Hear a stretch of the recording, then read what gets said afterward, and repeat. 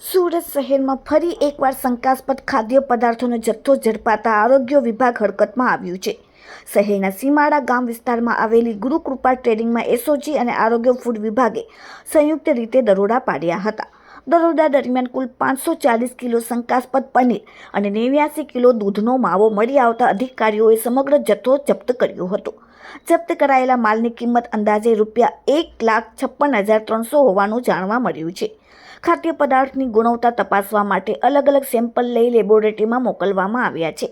Lab report આવ્યા બાદ જ આગળની કાયદેસરની કાર્યવાહી હાથ ધરવામાં આવશે તેમ અધિકારીઓએ જણાવ્યું હતું। આ મામલે એસઓજી દ્વારા જાણવાજોગ ફરિયાદ નોંધાવીને તપાસ શરૂ કરવામાં આવી છે। ગુરુકૃપા ટ્રેડિંગના માલિક તરીકે ચંદુભાઈ સાવલિયાનું નામ સામે આવ્યું છે। આરોગ્ય વિભાગે સ્પષ્ટ જણાવ્યું છે કે નાગરિકોના સ્વાસ્થ્ય સાથે ચેડા કરનારાઓ સામે કડક કાર્યવાહી કરવામાં આવશે અને શહેરમાં ખાદ્ય સુરક્ષા માટે સતત તપાસ ચાલુ રહેશે।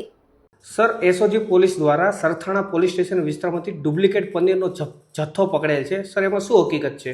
એમાં હકીકત એવી છે, ગુરુકૃપા ટ્રેડિંગ નામની જે શોપ છે ચંદુભાઈ સાવલિયા ચલાવે છે કે જેની અંદરથી એનાલોગ પનીર 540 કિલોગ્રામ અને દૂધનો માવો 89 કિલોગ્રામ જે નકલી હોવાનું માલુમ પડતા ફૂડ સેફ્ટી ઓફિસરને હાજરીમાં આ જે જથ્થો છે એ સીઝ કરીને સરથાણા પોલીસ સ્ટેશનમાં જાણવાજોગ દાખલ કરેલ છે અને કુલ ₹1,56,300નો જથ્થો પકડેલ છે।